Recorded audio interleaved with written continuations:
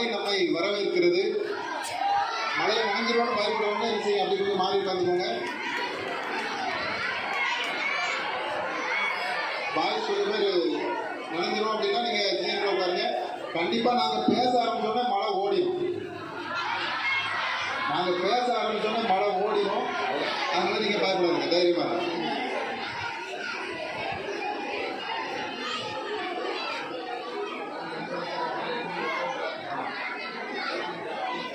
மாணவர்கள் கவனத்திற்கு,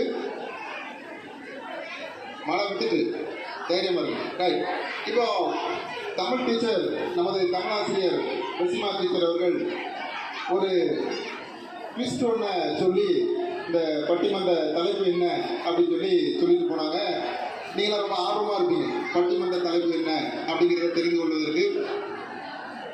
நம் பள்ளியின் நீண்ட ஆண்டுகளுக்கு பிறகு ஒரு முயற்சியாக இந்த பட்டிமன்ற நிகழ்வு நடத்துவதற்கு எங்களுக்கு ஆலோசனை அளித்து இந்த பட்டிமன்ற நிகழ்விற்கு அனுமதி அளித்த தலைமை ஆசிரியர், தாளாளர் மற்றும் இதற்கு ஊக்கப்படுத்திய உடன் ஆசிரியர்கள், பணியாளர்கள் மற்றும் மாணவர்களாகிய உங்களுக்கும் முதலில் எனது வாழ்த்துக்களையும் நன்றிகளையும் தெரிவித்து இன்று இந்த பட்டிமன்ற உரை வீச்சை தொடங்கலாம் என்று இருக்கிறேன்.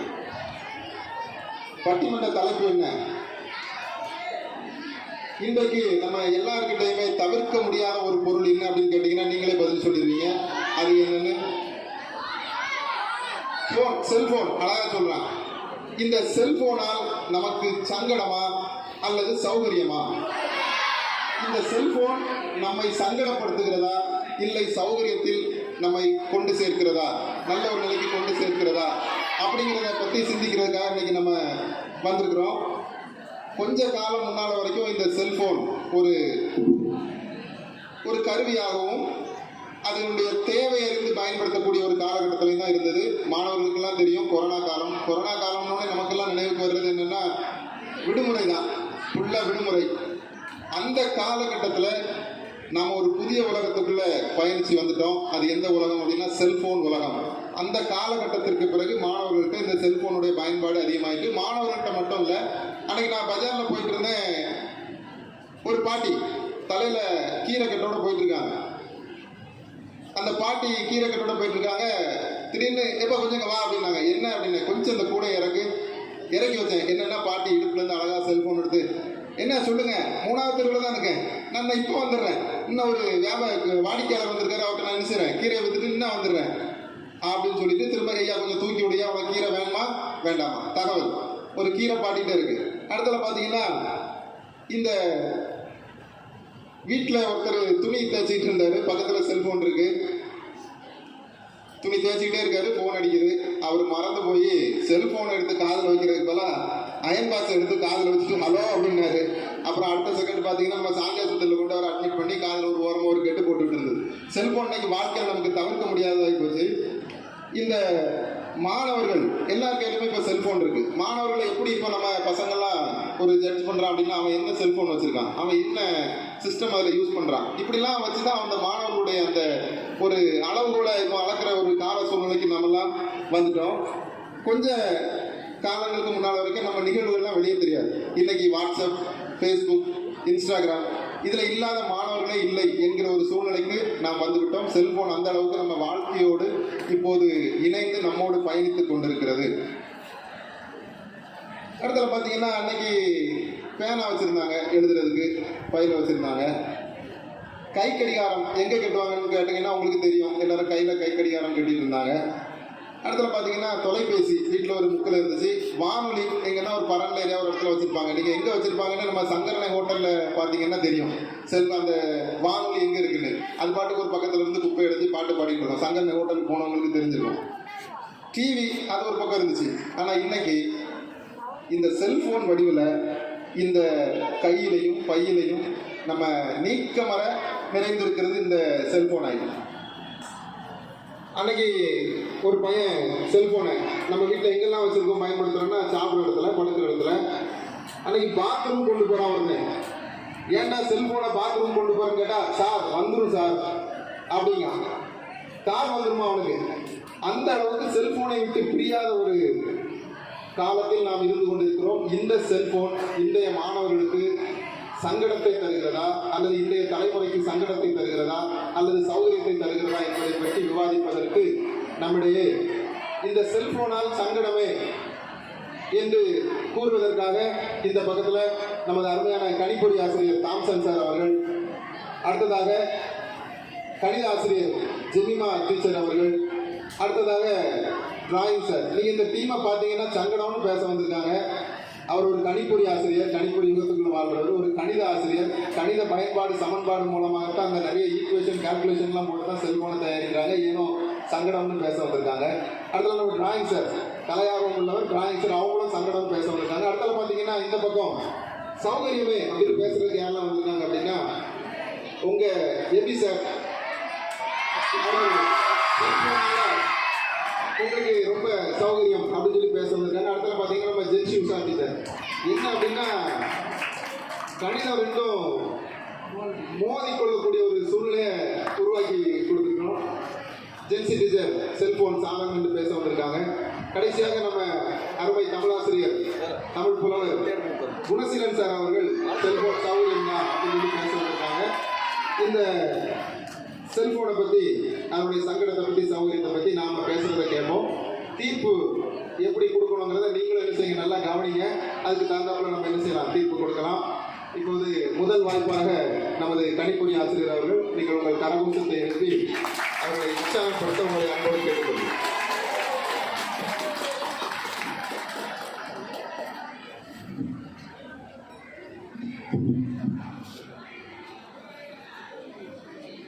அனைவருக்கும் வணக்கம்.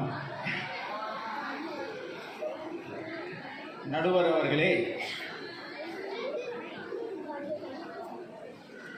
செல்போனை பயன்படுத்துவது சௌகரியம் நீ பேசுறதுக்கு 3 பேர் வந்திருக்காங்க. நாங்கள் 3 பேரும் சங்கடம்னு பேசுறதுக்கு வந்திருக்கோம்.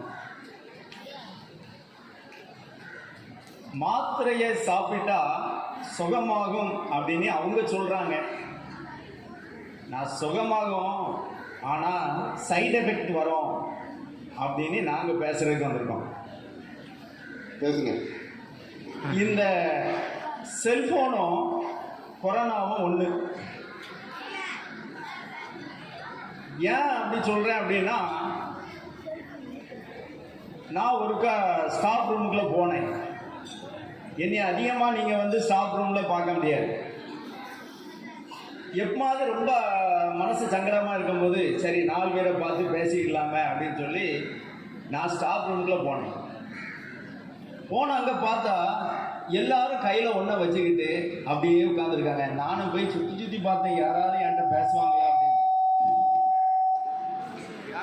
யாராவது என்கிட்ட பேச மாட்டாங்களா அப்படின்னு சொல்லி நானும் பேசி பார்த்தேன்.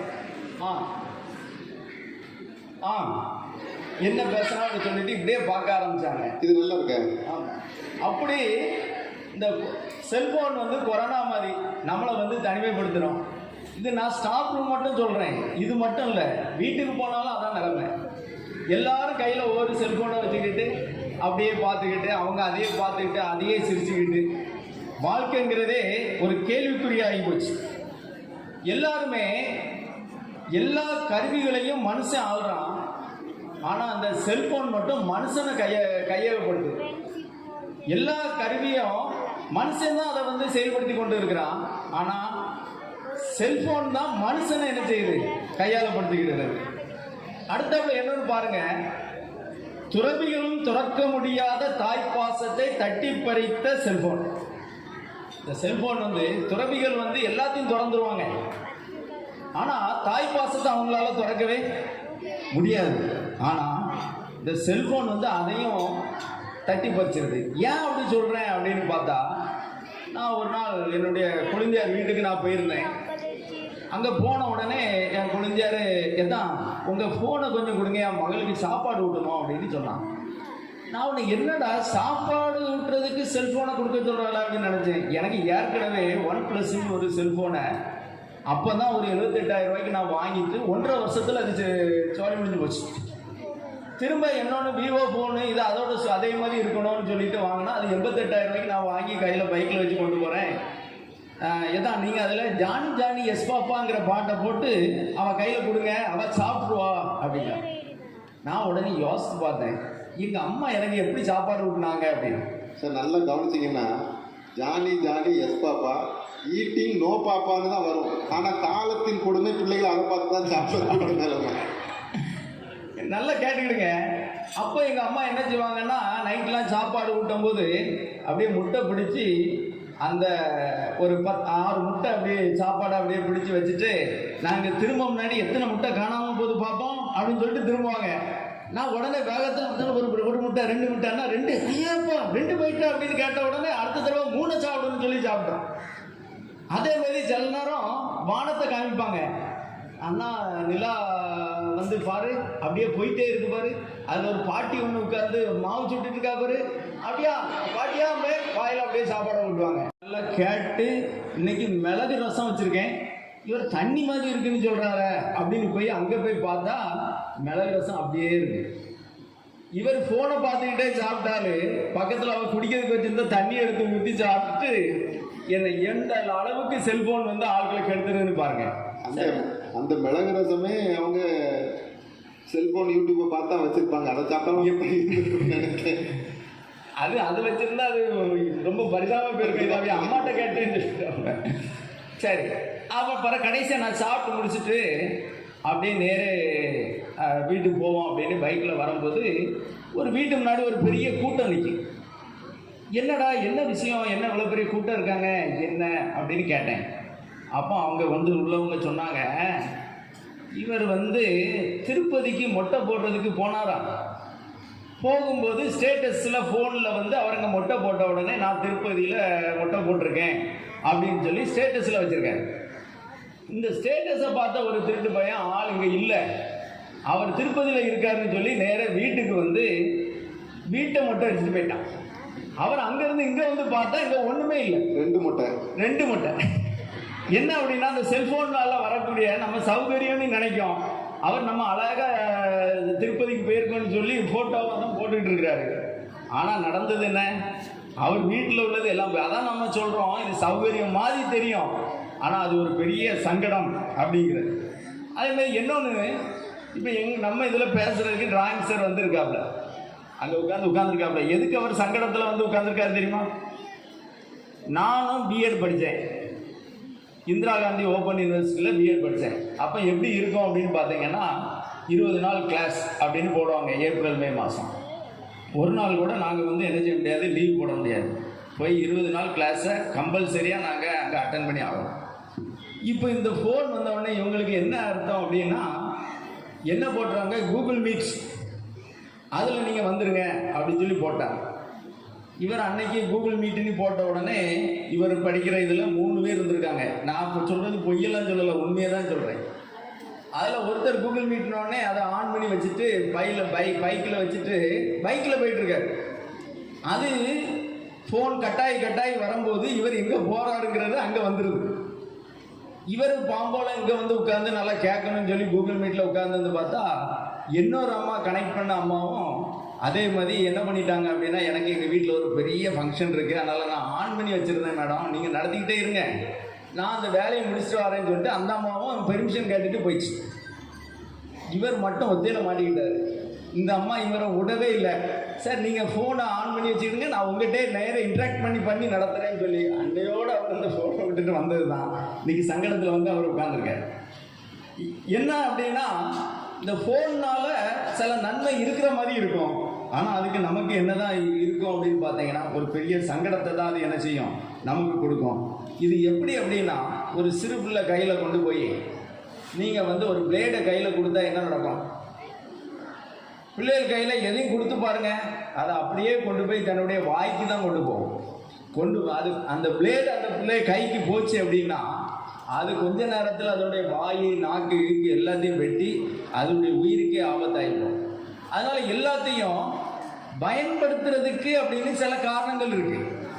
இப்படிப்பட்ட ஒரு சிறு பிள்ளைகள் கையில் இப்போ வந்து உங்கள் கையிலலாம் ஒரு செல்ஃபோன் வந்துச்சு அப்படின்னா அதனால நன்மை அதிகமாக தீமை அதிகமானு கேட்டால் அது ஒரு பெரிய சங்கடத்தை தான் அது என்ன செய்யும், ஏற்படுத்தும். அதனால் இந்த செல்ஃபோன் வாங்குவது சங்கடம் அப்படின்னு சொல்லி என்னுடைய உரையை முடித்துக்கிறேன். நன்றி. ஒரு செல்போன் பறித்து கொண்டது.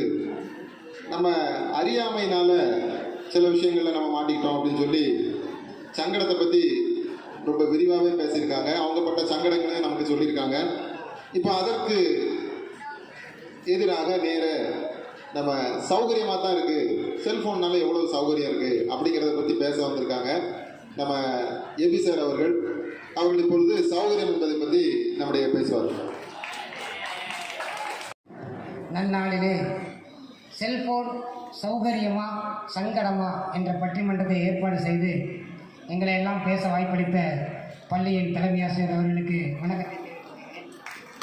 இந்த பட்டிமன்றத்தின் நடுவராக இருந்து செல்போன் சௌகரியமே என்று தீர்ப்பளிக்க காத்திருக்கும் நடுவர் உள்ளிட்ட பட்டிமன்றத்தில் கலந்து கொண்ட ஆசிரியர் பெருமக்களுக்கு நன்றியை தெரிவித்துக் கொள்கின்றேன்.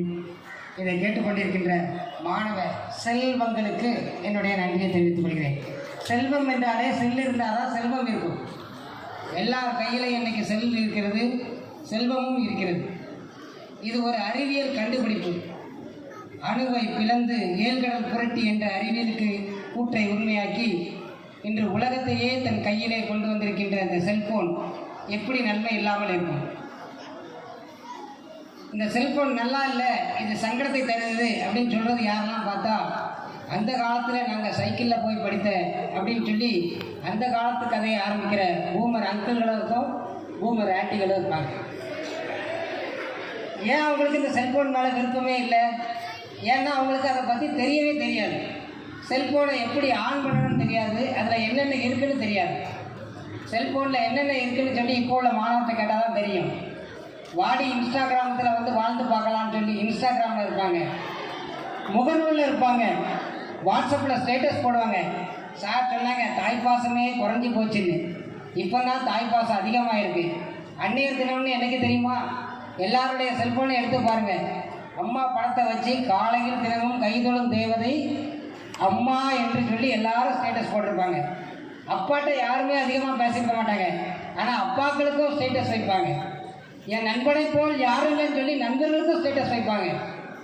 ஸ்டேட்டஸ்னால அவங்களுக்குள்ள பாசம் அதிகமாகிட்டே இருக்கு. ஒரு தன்னுடைய பாசத்தை ஸ்டேட்டஸ் மூலமாக காட்டிக்கிடுறாங்க. சிலது ஸ்டேட்டஸ் பாசமா அல்லது ஸ்டேட்டஸ் வைக்கிறவங்க மேல இருக்க நபர் மேல பாசமான்னு சொல்லுங்க. ஏன்னா ஸ்டேட்டஸ் வைக்கிற பாசத்துல நிறைய பேர் வச்ச மாதிரி தெரியுது. ஸ்டேட்டஸ் மேல நபர் வைக்கிற பாசமா இருந்தாலும் அது ஒரு உண்மையான பாசம். ஏன்னா அதுக்கு பாட்டை கட் பண்ணி எடிட் பண்ணி அதை தன்னுடைய ஸ்டேட்டஸ்ல போடுறதுனால அது உண்மையான ஒரு பாசத்தின் அடிப்படையாக இருக்கலாம். இன்னைக்கு உலகமே செல்போன் யுகத்தில் தான் இருந்துகிட்டு இருக்கு.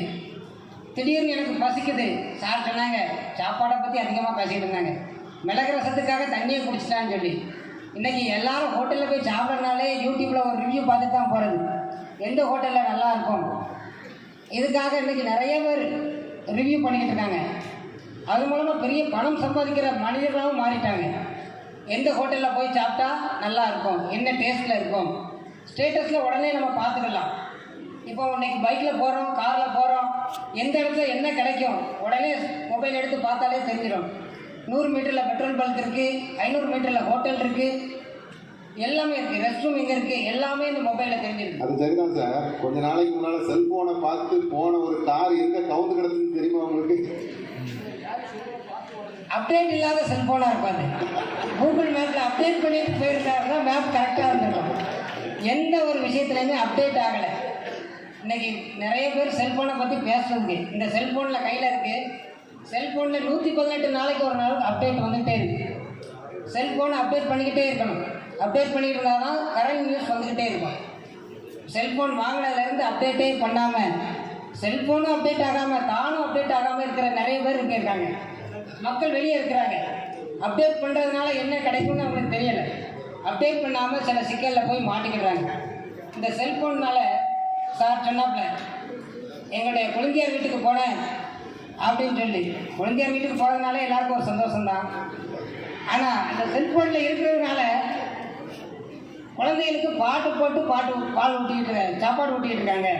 அந்த காலத்துலலாம் எங்களுக்கு நிலாவை பார்த்து சாப்பாடு ஊட்டினாங்க, நிலாவில் பாட்டி தெரிஞ்சாங்க. இன்னைக்கு நிலாவில் பாட்டின்னு தெரிஞ்சால் என்ன சொல்லுவாங்க? சார் நிலாவில் வந்து மேடும் பழமாக தான் இருக்கும், நிலாவை மொபைல்லே பார்த்துக்கலாம். நிலாவை அங்கேருந்து பார்க்குறதுக்கும் கையில் வச்சு பக்கத்தில் பார்க்குறதுக்கும் எவ்வளோ டிஃப்ரெண்ட் இருக்குது. இன்னைக்கு மொபைலில் மாணவர்களுக்கு கொடுக்கறதுனால அறிவு வளர்ந்துக்கிட்டே இருக்கு. குழந்தை என்னது செல்ஃபோனை பார்க்கறதுனால அவங்களுடைய அறிவு என்னது மேலும் மேலும் வளர்ந்துக்கிட்டே இருக்கு. அவங்களால சரளமாக இங்கிலீஷ் பேச முடியுது, சரளமாக ஒரு ஸ்டேஜில் நின்று பேச முடியுது. செல்ஃபோன் அவர்களுக்கு நிறைய கொடுத்துருக்கு, மருத்துவம் கொடுத்திருக்கிறது, கல்வியை கொடுத்திருக்கிறது. இந்த செல்ஃபோன் இல்லாதவர்களுக்கு வாழ்க்கை சுவாரஸ்யம் இல்லாமல் போய்விட்டது. பல்லு இல்லைன்னா சொல்லில்லை, செல்லு இல்லைன்னா வாழ்க்கையே இல்லை என்று சொல்லி விடைபெறுகிறேன். நன்றி, வணக்கம். இப்போ அதற்கு பதில் தெரிவிக்கும் விதமாக, பதிலடி கொடுக்கிற விதமாக ஜெமிமா டீச்சர் வர போறாங்க. அவங்க எப்படி இவங்களுடைய வாதத்தை முறியடிக்கிறாங்கன்னு நம்ம நிச்சயம் கேட்போம்.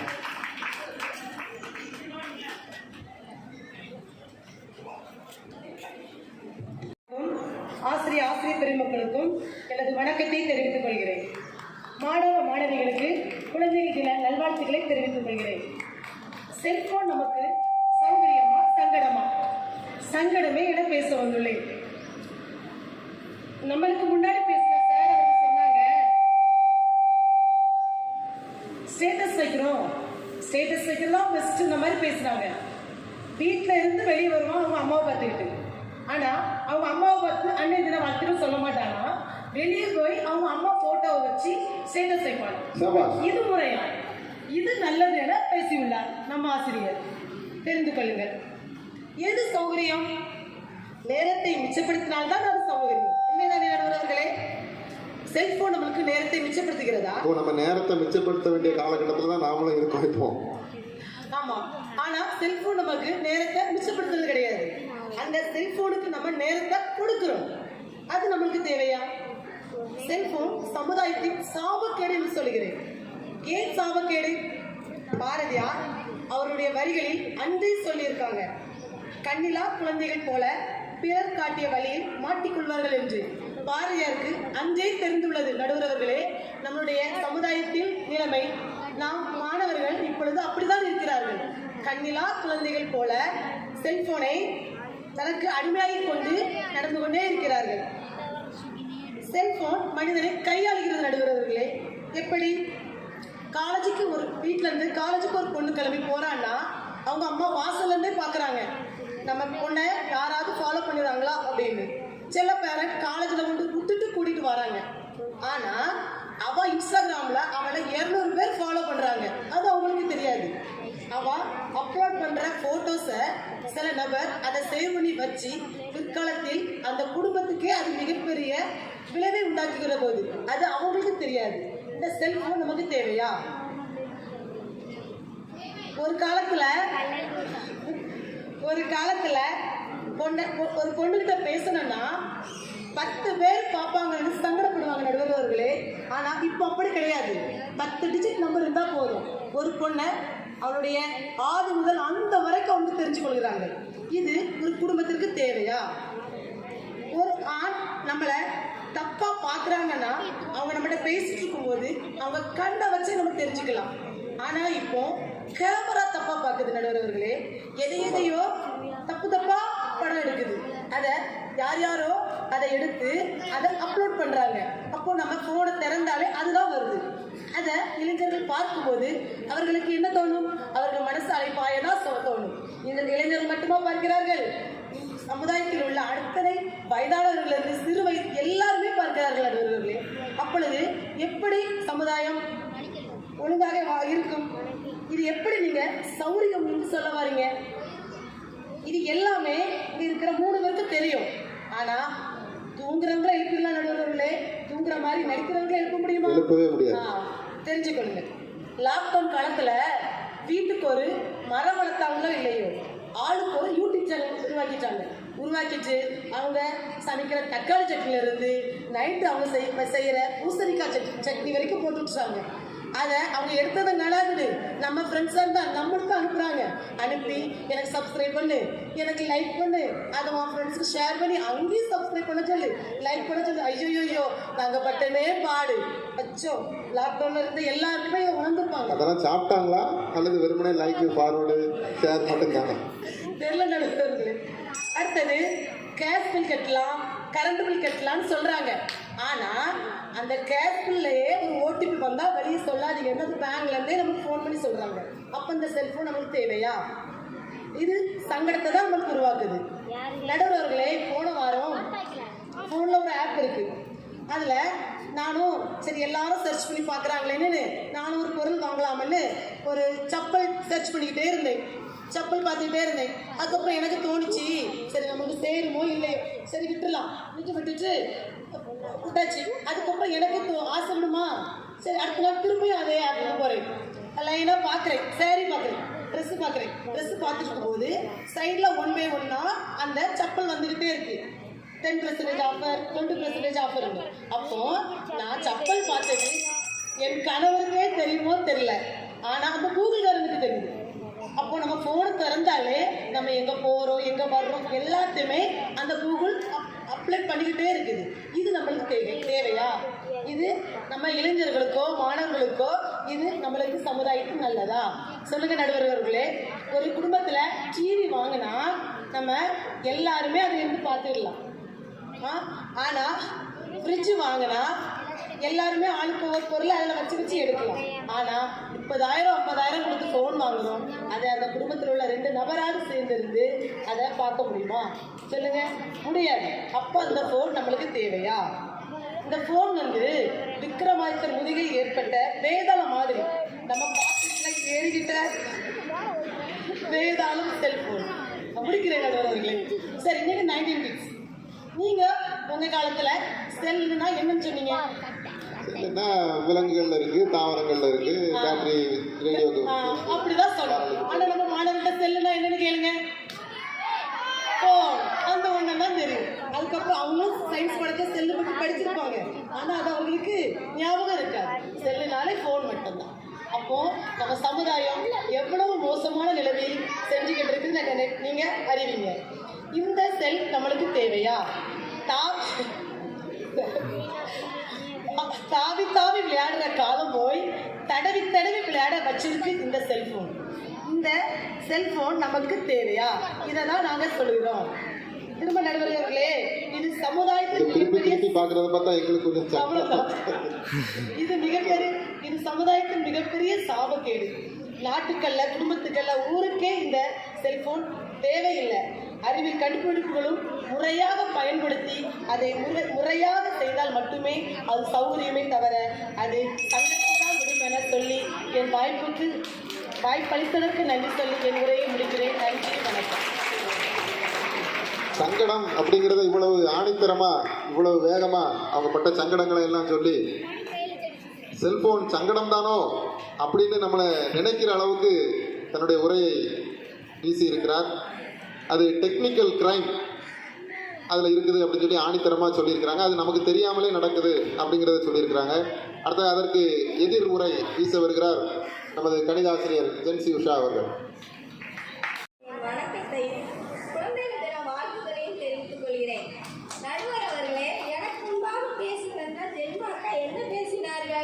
செல்போன் சங்கடம். இன்று காலையில் அவர்கள் எழுப்பியிருப்பதை செல்போன் அலாரத்தை வைத்து தான் இருந்திருக்கும். முன்னாடிலாம் கோழி கூவிச்சு, இப்போ கோழி கூவுறது இல்லைன்னு நினைக்கிறேன்.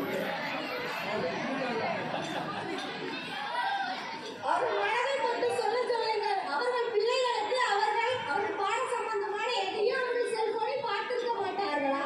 இல்ல அவர்களது சந்தேகங்களை தான் அவர்கள் செல்போனை பார்த்திருக்க மாட்டார்களா? அவர்கள் கணவர் வெளிநாட்டில் இருக்கிறார். இன்று தினமும் 5 நேரமாவது வீடியோ காலில் பேசிக்கொண்டே இருக்கிறார்கள். 5 முறை தொழுகிறத தான் கேள்விப்பட்டிருக்கேன். 5 முறை பேசுறது இப்போ தான் கேள்விப்படுறேன். சொல்லுங்க.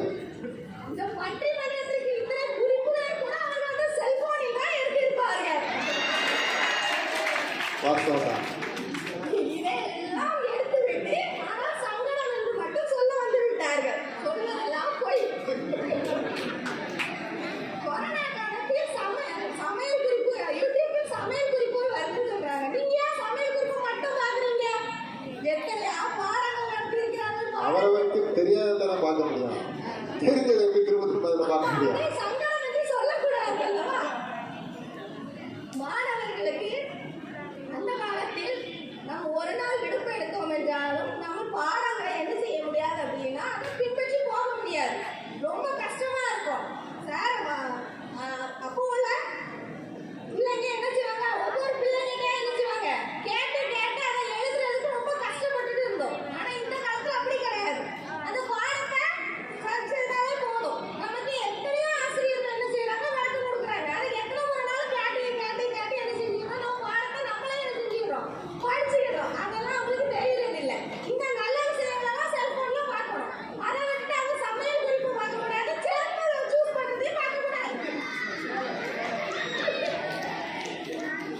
ஒரு ஆசிரியர் போதாதப்போ செல்போன் வந்து இன்றைய மாணவர்களுக்கு மிகவும் பயனுள்ளவை அப்படின்னு தான் என்ன சொல்லியிருக்காங்க நம்ம கல்வித்துறையை ஸ்மார்ட் கிளாஸ் கொண்டு என்ன செஞ்சாங்க கட்டாயம் நம்ம ஸ்கூல்ல ஆரம்பிக்கணும்னு சொல்லியிருக்காங்க. அதே நம்ம என்ன செஞ்சுட்டு இருக்கோம் பின்பற்றி வந்துட்டு இருக்கோம். அப்ப அது தீமையா அவங்களுக்கு கிடையாது. நடுவர்களை யோசித்து பாருங்க நீங்க. நம்ம அந்த காலத்துல ஒரு கட்டுரை எழுதணும்னாலும் என்ன செய்யணும், ஒரு லைப்ரரிக்கு போகணும், அதுக்கு ஒரு ஆளை துணைக்கு கூட்டு போகணும், அதுக்கு பல மணி நேரம் அங்க உட்கார்ந்து பல புத்தகங்கள் பார்க்கணும். ஆனா இப்ப என்ன செய்யறோம், வீட்லயே இருக்கிற வரையும் என்ன செய்யறோம், செல்போன்ல டச் பண்ணோம்னா என்ன வந்துருது, எல்லா புக்கும் வந்துட்டு உட்கார்ந்து என்ன செய்யறோம், நம்ம உட்கார்ந்து இருக்கோம் படுத்து இருக்கோம் எப்படினாலும் என்ன செய்யறோம் சூஸ் பண்ணி எடுத்துட்டு இருக்கோம். ஆனா இவங்க என்ன சொல்றாங்க, லைப்ரரியில போய் நம்ம அந்த காலத்துல படிச்சோங்க, அது எவ்வளவு நேரத்தை வேஸ்ட் பண்ணுறீங்க, நேரத்தை சேவிங்க, என்ன நேரம் சேவிக்கப்படுது. நம்ம காலங்களில் புத்தகங்களே கிடைக்காது. நம்ம என்ன செய்வோம், நமக்கு முன்னாடி படிக்கிற ஒவ்வொரு அக்கா மாட்டியாரையும் உங்க புத்தகாங்க என் புத்தகாங்க இப்படி ஒவ்வொருத்தருக்கெல்லாம் போய் புக்கு வாங்கி என்ன செய்யணும்னா படிப்போம். ஆனா இந்த காலத்துல அப்படி கிடையாது. எத்தனை புக்குனாலும் என்ன செஞ்சுக்கலாம், டவுன்லோட் பண்ணி ஜெராக்ஸ் எடுத்து நம்மளே என்ன செஞ்சுக்கலாம் யூஸ் பண்ணிக்கலாம். யாருடைய தேவையும் என்ன செய்யாது கிடையாது. அவங்களே என்ன செஞ்சுக்கலாம் பார்த்துக்கலாம். நம்மளோட மொபைல் இருக்கிறது, ஒரு மொபைல்னால என்ன ஆகுது, எல்லா தேவையும் நமக்கு பூர்த்தி செய்யப்பட்டு விட்டது. அப்படி இருக்கும்போது அவங்க எப்படி அதை சங்கடம்னு சொல்லலாம். நடுவரை நல்லா யோசிச்சு பாருங்க. செல்போன் வந்து மாணவர்களுக்கு மிகவும் நன்மையை தான் தருது. நம்ம நன்மையை மட்டும் தான் பார்க்கணும், மற்ற எதையும் நினைச்சுக்கூடாதாங்க பார்க்கக்கூடாது அப்படின்னு சொல்லிட்டு எனக்கு வாய்ப்பளித்தமைக்கு நன்றி கூறி விடைபெறுகிறேன். நன்றி. செல்போன் ரொம்ப சௌகரியம் தான் அப்படின்னு சொல்லி ஜெமிமா டீச்சர் பேசுறதுக்கெல்லாம் பதிலடி கொடுக்கும் விதமாக அருமையாக பேசிய ஆசிரியை அவர்களுக்கு நன்றி. இதை எப்படி தான் சமாளிக்க போறாங்களோ தெரியல இந்த டீம். இருந்தாலும் அவர் வித்தகர், அவர் சமாளிப்பார்னு நம்புவோம். இப்பொழுது டிராயிங் சார் அவர்கள்.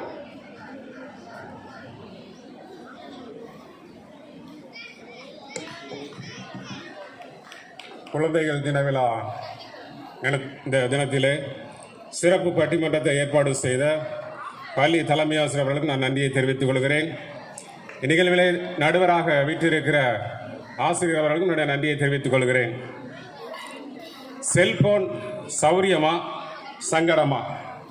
திருவள்ளுவர் அழகாக சொல்லியிருக்காரு, குழல் இனிது யாழ் இனிது என்பதாம் மக்கள் மழலை சொல் கேளாதவர்.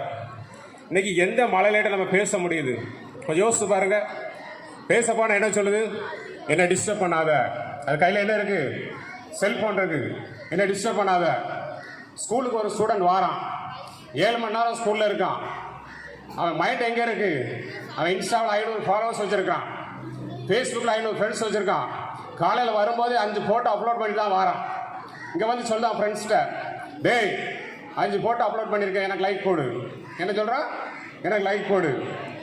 அடுத்தல பாருங்க, ஸ்கூலுக்கு வரமாட்டேங்கான். இங்கேருந்து ஃபோன் பண்ணுறாங்க, ஃபோன் அவன் கையில் தான் இருக்குது. என்ன பதில் சொல்கிறான், அப்பா மாதிரியே பேசுகிறான். பையனுக்கு உடம்பு சரியில்லை, நாளைக்கு வருவான். தலைமை ஆசிரியர் நம்பியிருக்காரு. இது சௌரியமா சங்கடமா? ஒரு மாணவரின் கல்வி தரத்தை பாதிக்கிறது, இது சங்கடம். நான் ரொம்ப வளவளம் பேச ஆரம்பிக்கல, முட்டான 3 பாயிண்ட். முதலாவது, நம்முடைய பழக்க வழக்கங்கள் முற்றிலுமாக தடைபடுகிறது. எப்படி தடைபடுது? யார்கிட்ட பேச மாட்டேங்காங்க. எங்கள் அணி தலைவர் சொன்னார், பேச்சுவார்த்தையே கிடையாது. அடே காலையில் போகிறேன், பைக்கில் போயிட்டு இருக்கேன், இன்ஜினியரிங் காலேஜ் ஸ்டூடெண்ட் பஸ்ஸில் ஏறிட்டு வெயிட் பண்ணிட்டு இருக்காங்க. ஒரு 10 பேர் இருப்பாங்க, எல்லார் கையிலையும் செல்ஃபோன். யார்கிட்டையும் பேசலை. ட்ரெயினில் பார்க்குறோம், பஸ்ஸில் பார்க்குறோம், யார்கிட்டையும் பேச மாட்டேங்காங்க. அந்த காலத்தில் என்ன செய்வோம், ஸ்கூலுக்கு நீ ஹோம்ஒர்க் முடிச்சிட்டாடா, அதை முடிச்சிட்டா, இது முடிச்சிட்டான்னு கேட்பாங்க. எந்த பேச்சுவார்த்தையும் கிடையாது. அப்போது பெரியவர்களை மதிக்க தெரிய மாட்டேங்குது, பெரியவர்கள் சொன்னால் கீழ்ப்படிய தெரிய மாட்டேங்குது. எல்லாம் செல்போனுக்கு அடிமையாக மாறிவிட்டார்கள். சொல் பேச்சு கேட்கறதுக்கு பதிலாக செல் பேச்சு கேட்குறாங்க. ஆமாம், செல் பேச்சு தான் கேட்காங்க. இன்னொரு சமாச்சாரம், போனை கால் தான் வச்சிருக்கான், என்ன பேசுவான்னு பக்கத்தில் இருக்க நமக்கே தெரியாது, அது வார்த்தையே புரியாது. அது ஒரு லாங்குவேஜ், அப்படி ஒரு லாங்குவேஜ் இருக்கு. பக்கத்தில் தான் உட்காந்துருப்போம், என்ன பேசுறோம் நமக்கே தெரியாது, எதிரில் இருக்கவங்க புரியுது. அப்போ பாருங்க, இன்னொன்று அழகாக சொன்னாங்க, நான் ஆன்லைனில் சர்ச் பண்ணுவோம், ஆன்லைனில் படிப்போம்னுட்டு. ஆன்லைனில் என்னத்தை சர்ச் பண்ணீங்க? சர்ச் பண்ண உங்க பாடம் மட்டுமா வருது, எத்தனை ஆபாசங்கள் வருகிறது, புரியுதா? நாங்கள் ஆன்லைன் லைப்ரரி பார்ப்போங்க. ஆன்லைனில் வர அவ்வளோ லைப்ரரி பொய். எத்தனை சர்ச் பண்ணி பார்த்தீங்க? அவ்வளோ பொய். ஒரு பையன் வீடியோ பார்த்துட்டு இருக்கான், கிளாஸ் தான் பார்த்துட்டு இருக்கான். நீங்கள் ஒழுங்காக சொல்லி விட்டு அவன் செல்லை பார்க்கான். நீங்கள் ஒழுங்காக சொல்லி விட்டு அவன் வீட்டில் போய் செல்லை பார்க்கான். அப்போ அவன் செல்லை பார்க்கும்போது அந்த பாடம் மட்டும் வரல, என்ன வருது? ஆபாசங்கள் வருது. சார் எங்க ஆசிரியர்கள் நல்லா சொல்லி கொடுக்குறாங்க சார். நீங்க சொல்ல வந்தது இன்னொன்னு பையன் கவனிக்க மாட்டேங்கிறான் சார். அதை வெளில வச்சுருக்கீங்க. இன்னொன்று செல்லை பார்க்குறான். இந்த செல்போன் கம்மிக்காரங்க தெரியுது. இது பையன் பார்க்கானா பொண்ணு பார்க்காண்டு அவனே ஒரு விளம்பரத்தை கொடுத்தான். நல்ல பாய் ஃப்ரெண்ட் வேணுமா, நல்ல கேர்ள் ஃப்ரெண்ட் வேணுமா, இந்த விளம்பரத்தை இன்ஸ்டால் பண்ணு, இந்த ஆப்பை இன்ஸ்டால் பண்ணு. இதில் விளம்பரம் வரும். இல்லை ரைட் சைடு ஒரு ஆரோ மார்க் இருக்கும், இண்டு மார்க் இருக்கும். இப்போ அப்படி இல்லை, முழு விளம்பரத்தை பார்த்தப்பறம் தான் என்ன இருக்குது, இண்டு பண்ணி அதை ஆஃப் பண்ண முடியுது. மாணவர்களை கெடுக்கக்கூடிய விஷயம் நிறைய இருக்கு செல்போன்ல. இரண்டாவது காரியம், உழைப்பையும் நேரத்தையும் வீணடிக்கிறது. என்ன செஞ்சாலும் எது, ஒரு செல்போனை பார்த்தாச்சா செய்யற வேலை இருந்துச்சுதான், மறந்துதான், முழு நேரம் அதில் உட்காந்தான். விடிய செல் பார்த்துட்டே இருக்கான், தேடிட்டே இருக்கான்.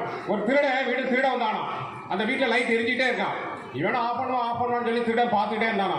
ஒரு குறிப்பிட்ட டைம்ல ஆஃப் பண்ணிட்டான். ஆகாம படுத்துட்டான்னு சொல்லிட்டு திருட மெதுவாக மாடிப்படியே எங்க போறான், திருட போறான். ஒரு 10 நிமிஷம் கழிச்சு திரும்ப லைட்டை போட்டான்.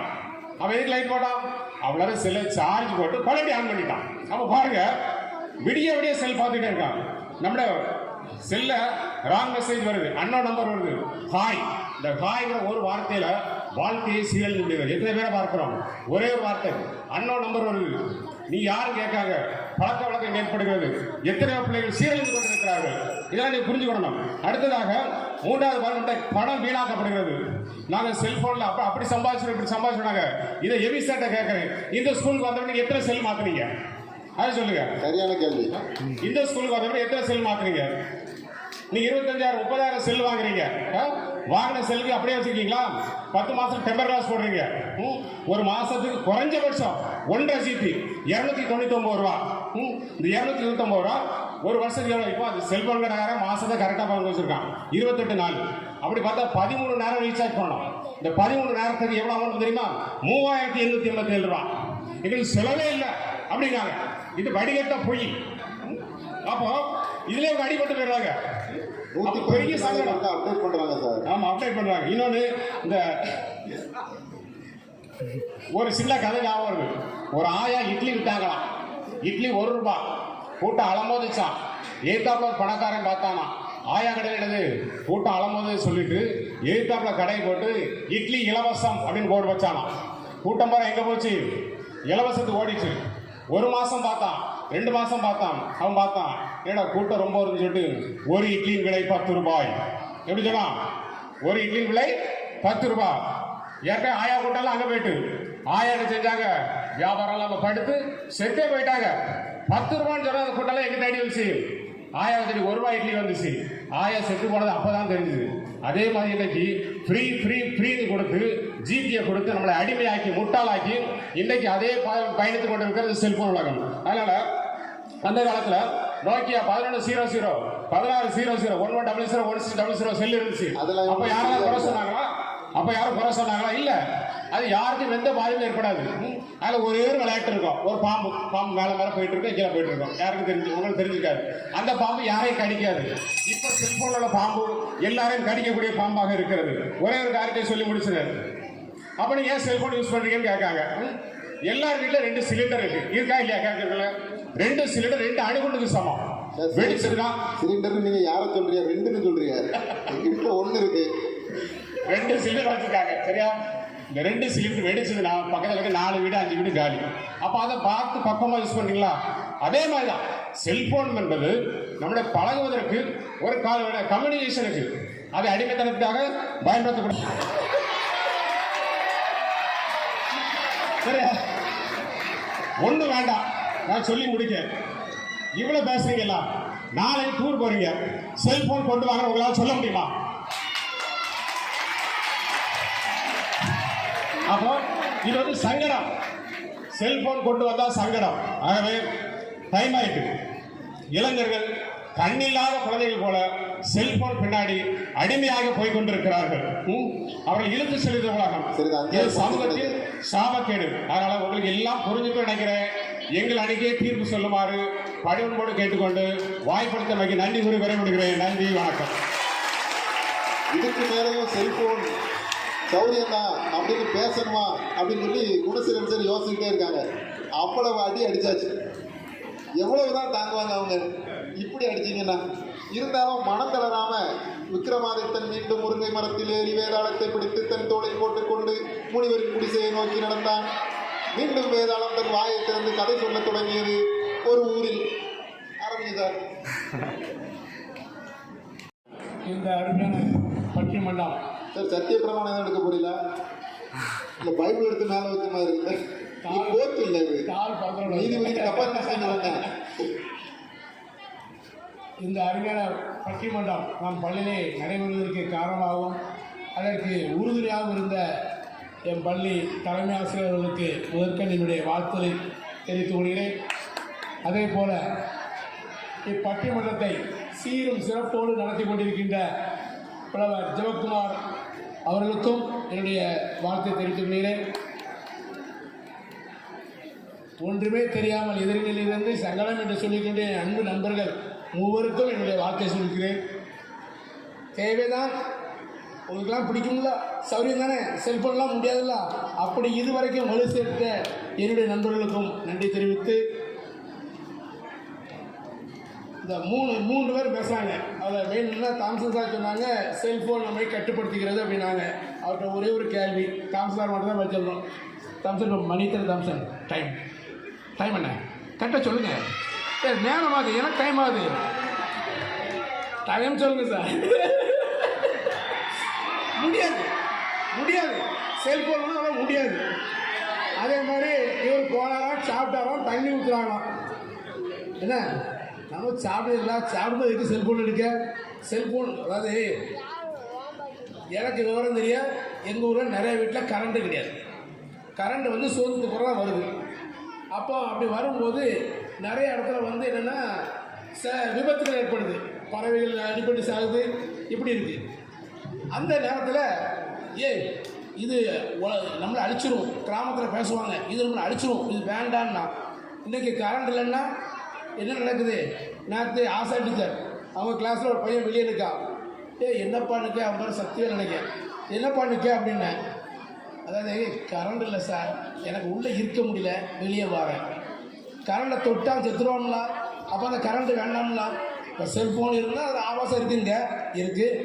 மின்சாரத்துலேயும் ஆபத்து இருக்குல்ல, அப்போ அந்த மின்சாரத்தை வேண்டாம்னுங்க, அது மட்டும் எனக்கு வேணும், ஃபேன் வேணும். அவருக்கு ஃபேன் கூட வரும், கையை ஆட்டிகிட்டு இருக்காரு. அப்போ செல்ஃபோன் அவசியம் தான். அப்புறம் மாத்திரை போட்டாரோ, அவருக்கு சைடு எஃபெக்ட் வந்துச்சான். மாத்திரை என்னது? மாத்திரை வந்து ஒரு மனுஷனுக்கு காய்ச்சல் இருந்தால் மாத்திரை போடணும். ரைட்டு, ஓகே, போட்டுக்க. இவருக்காக கால்சியம் மாத்திரை, சத்து மாத்திரை போட்டுகிட்டே இருந்தால் நம்ம என்ன பொறுப்பு? சோமுன்னா சோம்நாத்து மாத்திரையை போடு. அதை விட்டு எனக்கு சத்து உடம்பு வலிக்கணும்னு இவருக்கு கால்சியம் மாத்திரை போட்டால் அதை போட்டோம்னா நம்ம பொறுப்பாக முடியுமா? அதே போல தான் செல்ஃபோன் நன்மையே, நமக்கு சௌரியமே. இப்போது இன்றைக்கி வந்து கிருபா சார்கிட்ட ஒரு ஃபங்க்ஷன். இந்த ஃபங்க்ஷன் வந்து 2 நாள் நடக்கும், 2 நாள். இந்த 2 நாளில் நடந்த காரணம் என்னது? செல்ஃபோன். ஹலோ, என்னென்னா வந்துட்டு இத்தனை மணிக்கு ஃபங்க்ஷன், ஃபோனில் கனெக்ட் பண்ணுறோம் இல்லையா, அதுக்கு மட்டும் இவங்க சிரிச்சு பண்ணுவாங்க. ஒரு நாள் நடந்த சம்பவம், நான் பேசுகிற பஸ் ஸ்டாண்டில் நல்ல வெயில் கொளுத்துது. நான் ஃபோன் அடிக்கேன் டிராயிங் சார் ஃபோன் எடுக்க மாட்டேங்காரு. எனக்கு கோபமாக வருது. வேறு என்ன செய்ய, நடப்புன்னு சொல்லி பஸ் ஸ்டாண்ட்லேருந்து அவர் வீட்டுக்கு நடந்து போகிறேன். காமராஜரை தாண்டி போகும்போது டிராயிங் சார் வீட்டில் மட்டும் மழை பெய்யுது. டமட்டமணி சத்தம் கேட்டு, என்னப்பா இவர் வீட்டில் எப்படின்னு பார்த்தா அவன் மகன் வந்தா. எங்கள் அப்பா எங்கள் அம்மா சமையல் பண்ணாங்க, ஒரு ஜாமான் எங்கள் அப்பா போய் வாங்க சொன்னாங்க. எங்கள் அப்பா கடைக்கு போயிட்டாங்க. அதுக்கு பிறகு எங்கள் அம்மாவுக்கு இன்னொரு ஜாமான் தேவைப்பட்டுச்சு. உடனே ஃபோன் எடுத்து அடித்தாங்க. எங்கள் அப்பா ஃபோனே எடுக்கலை, வீட்டில் போச்சு போயிட்டாங்க. அதான் வந்தோடனே எங்கள் அம்மா ஏசுறாங்கண்ணா. அப்போ தான் அவர் சொன்னார், ஆமாம்மா நான் தப்புன்ட்டேன், நான் செல்லை கையில் வச்சுருக்கணும்னு அவர் சொன்னார். அவர் இப்போ வந்து எனக்கு சங்கடங்க. அவர் வீட்டுக்கு தேவைன்னா சௌரியம், அவருக்கு தேவைன்னா சங்கடங்காப்புல. அதே மாதிரி நேரத்தை மிச்சப்படுத்துது, நேரம் வேஸ்ட் ஆகுதான். இன்றைக்கி ஒரு கல்யாண வீட்டுக்கு போவாங்க, 3 பேருக்கு போவாங்க. எவ்வளோ நேரம் நீங்கள் உட்காந்து வரியா? போனோடனே என்னாச்சு, என்ன பண்ணாப்புல இல்லையோ, அப்புறம் நம்ம சாப்பிடுவோமா? உடனே நேரம் திங்க போயிருது. இவையே நேரத்தை மிச்சப்படுத்தலாம். எப்படி மிச்சப்படுத்துவாங்க? போகிறோம் உடனே ஓடி வந்துடுது. ஆனால் செல்ஃபோன் அப்படி இல்லை. போகிறோம், இன்றைக்கி வீட்டில் அப்படி சாப்பாடு இல்லையா, ஃபோன் பண்ணுதோ ஆர்டர் பண்ண வந்துடுது. அதே மாதிரி ஆபாசம் எங்கே இல்லை? மனிதன் தன் கண்களால் பார்க்கின்ற எல்லாமே ஆபாசம். நீ பார்க்கக்கூடிய பார்வை நேர்கொண்ட பார்வையாக இருந்தால் அது ஆபாசம் இல்லை. அந்த பார்வை உனக்கு எண்ணத்தை தவறாக இருந்துச்சுன்னா அது ஆபாசம். செல்ஃபோனில் வரதான் செய்யும். நீ எதுக்காக பார்க்க அதை விட்ட வேண்டியதானே. அடுத்தால பணம் போதுனாங்க. பணம் எப்படி போச்சு? அன்றைக்கி அவர் சொன்னார்ல டைம், அப்போ ஒரு ஃபோன் பேசினா 7 ரூபா, இன்கமிங் வந்துடுது 3000 ரூபா. இன்றைக்கி அப்படி இல்லை, ஃப்ரீ, எல்லாம் அன்லிமிட்டட். எனவே இன்றைக்கி நம்ம கல்வி கொள்கை எல்லாத்தையும் பார்க்கும்போது செல்ஃபோன் சௌரியமே என சொல்லி வாய்ப்புக்கு நன்றி கூடி விடைபெறுகிறேன். நன்றி, வணக்கம். இப்போ சார் பேசுறது நீங்க கேட்டீங்கன்னா தெரிஞ்சுக்கணும், எனக்கு தீர்ப்பு சொல்ற வேலையை ரொம்ப சுலபமாக்கிட்டாங்க. என்ன அப்படின்னா, சார் வந்து சௌரியம்னு பேசுறேன்னு நினைச்சு அதில் உள்ள சங்கடங்களை நமக்கு ரொம்ப தெளிவாக சுட்டி காட்டி இந்த சங்கடங்கள்லாம் இருக்கு அப்படின்னு சொல்லி எதிரணிகள் சொல்லாத சங்கடத்தை கூட நம்ம ஆசிரியர் சுட்டி காட்டியிருந்தாங்க. இப்போது இந்த இரு வாதங்கள் முடிந்திருக்கிறது. மாணவர்களாகிய உங்களிடம் கேட்டு பின்னர் அது தீர்ப்பை அளிக்கலாம் என்று இருக்கிறேன். இந்த செல்போன் சௌகரியமா?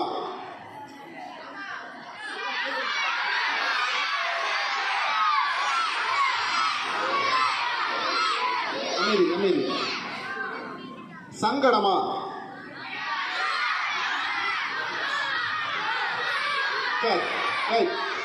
இந்த செல்போன் சௌகரியமா சங்கடமா? உங்களிடையே இருவேறு கருத்துக்கள் இருக்கிறது. அமைதியாக கவனியுங்கள். தேவைகளை கண்டுபிடிப்பின் தாய். மனுஷனுக்கு தேவைப்பட்டுச்சு, கண்டுபிடிச்சான். ஒரு கல்லை தூக்கி எரிஞ்சான். எதை எரிஞ்சான்? அவன் ஆதி காலத்தில் தன்னுடைய பாதுகாப்பிற்காக ஒரு விலங்கிடமிருந்து தன்னை பாதுகாத்துக் கொள்வதற்காக கல்லை தூக்கி எரிஞ்சான். அப்புறம் அவனுக்கு உணவு தேவைப்பட்டுச்சு. ஒரு மரத்தில் இருக்கிற ஒரு கனியை பறிக்கிறதுக்காகவும் அந்த பழத்தை பறித்து சாப்பிட்றதுக்காகவும் கல்லை தூக்கி எரிஞ்சான்.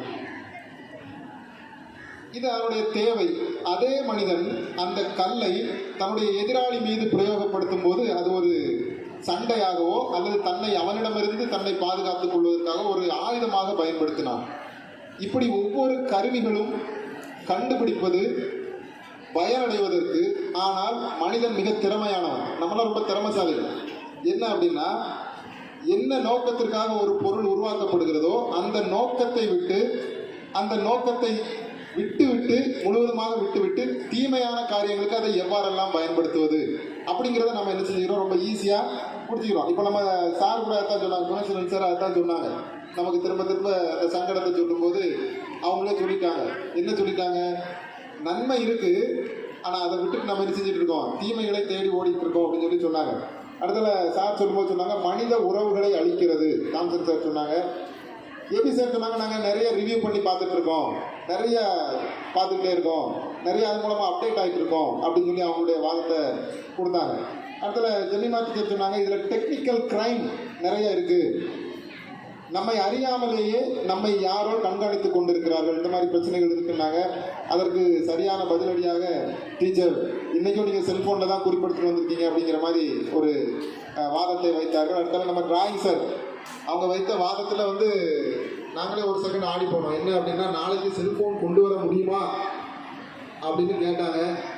கொஞ்சம் சிரமம் தான். பார்த்தீங்கன்னா, இந்த ஒரு காலத்தில் உறவுகள் கொஞ்சம் ஒரு மாதம் 2 மாதம் கழிச்சு ஒருத்தரை பார்த்தோம்னா என்ன சொல்லுவாங்க அப்படின்னா, உங்களை பார்த்து ரொம்ப நாள் ஆயிட்டு அப்படின்னு சொல்லி நீண்ட நேரம் அளவலாவி அவங்களோட பேசி மகிழ்ந்த ஒரு காலம்.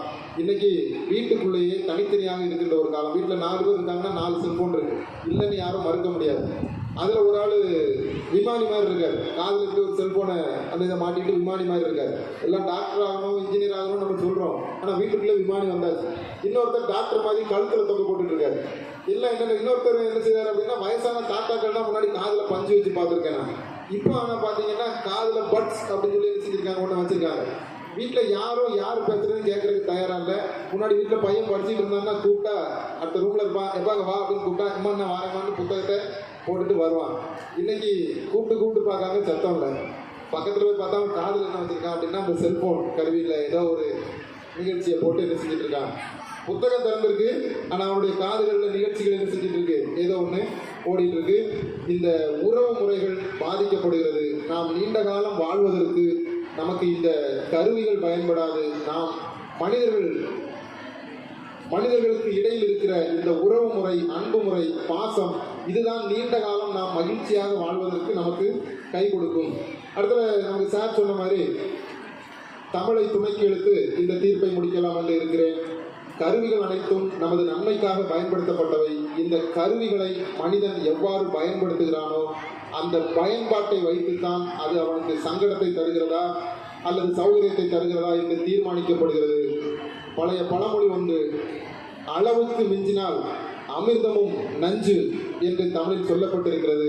இப்போது மாணவர்கள் கையில் இந்த பழமொழியைப் போல அளவுக்கு மிஞ்சி நஞ்சாக இந்த செல்போன் மாறிக்கொண்டிருக்கிறது. இந்த செல்போனில் இருந்து மாணவர்கள் விடுபடுவதற்கான ஒரு ஆலோசனையை நாம் அனைவரும் இணைந்து அவர்களுக்கு வழங்க வேண்டும், அவர்களுக்கு கற்றுக் கொடுக்க வேண்டும். இப்போது வரை இந்த செல்போனால் நமக்கு சங்கடங்களே மிஞ்சுகின்றன என்று கூறி செல்போனால் சங்கடம் என்று என்னுடைய தீர்ப்பை வழங்கி இந்த வாய்ப்புக்கு நன்றி கூறி விடைபெறுகிறேன். நன்றி.